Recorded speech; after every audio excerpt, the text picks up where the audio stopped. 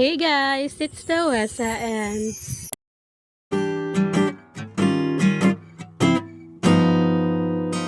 so today we are going to my dad's grave and we are gonna stay there to clean his grave. Then after that, we're going to the beach. Kung napapansin nyo, ang kilay ko is not in a good state. Parang di maganda ang kilay ko. Ikaw man di maganda. I-judge mo ting, i-judge mo ting.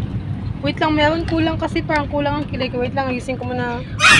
Actually, I think pinalala ko lang ang kilay ko kasi mas kumapal siya. And we have my lola here. Gandog lola? So, yung mga ganitong lakad namin is nangyayari siya every year. Mostly, pagkatapos ng Christmas, which is December 26. Kasi we want na before mag-end ang year is malinis ang grave ng papa ko. So, before we get there, nag-stop over muna kami para magbili ng favorite fruit ng dad ko. Si Durian girl! Marang girl na ngayon. Kasi throwback yung video dun. Kaya gadi. Ma! Matagal ka pa? Iwan ka na rin. Mauna na kami, kain ka muna dyan! Diyan ka na lang! Oo. Uy, uy, uy, uy. Parang kakapal ng kilay mo dyan. Kaya nga, pero hindi mo siya makapal sa personal, di ba? Makapal. Ang mukha. Visit ka. After a moment, bigla akong nagutom kasi hindi naman talaga ako nagbe-breakfast every time na may lakad kaming malalayo since I'm a mahiluin person. And our breakfast for the day is Malunggay ba yan? oo, malunggay pandesal. Well, not bad for a breakfast, but I hope nagdala ako ng kape. Hey guys! So, currently, naka-full ang aircon namin, but it's so mainit. Bakit parang hindi talaga pantay ang kilay ko? Kasi yung kilay Makapal mo. dito. Kasi yung kapal ng mukha mo.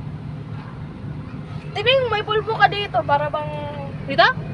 Oh, huwag ka magsalita. May gatas ka pa sa mukha na. Nakikita niyo ba? Hindi. Yan, nasa isula na kami, but we're still... We're not in Isulan. We're in Tacorong. kanina pa sa isulat kami. Dahil ngayon, pupunta kami ng Tacorong to buy some lechon manok to eat there. See you later!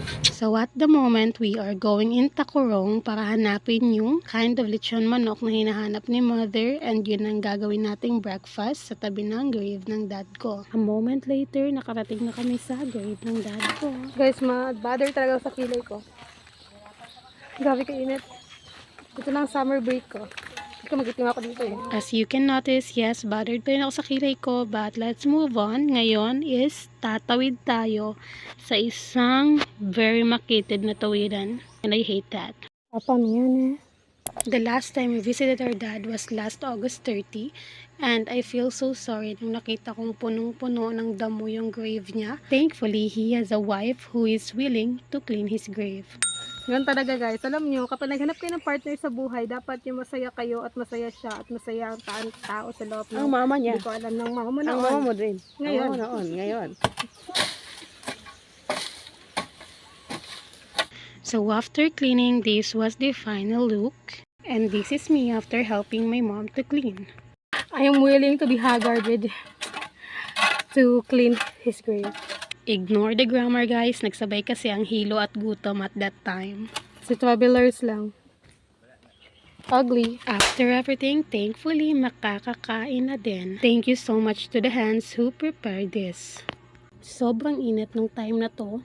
Pala isipan din para sa akin kung paano ko siya natiis. Kasi if ganito kainit sa isang lugar, hindi ko talaga siya matitiis. And alis ako agad. Mag-thank you kay mama. Mag-thank you pala kay mama. Oh! Right, so we're going to the beach. Get to the way. So this padagat is unplanned and we're just going there for the sunset.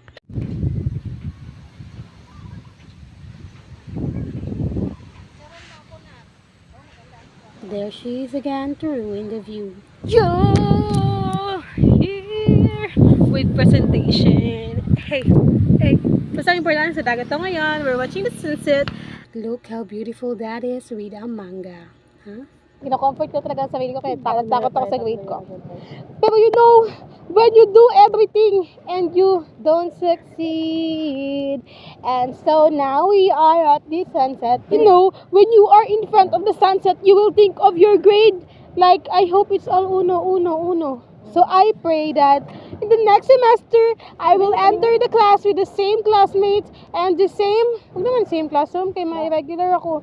With the same classmates, same class, same teachers, but not same subject. In front of the sunset, I will pray that all of my grade will be uno. Uno! 1, 2, 3, uno! Uno!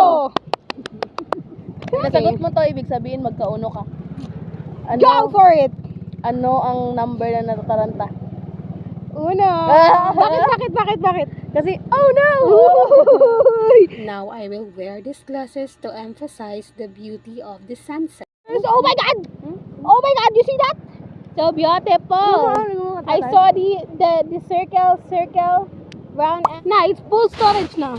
Bye guys. See you on my next vlog.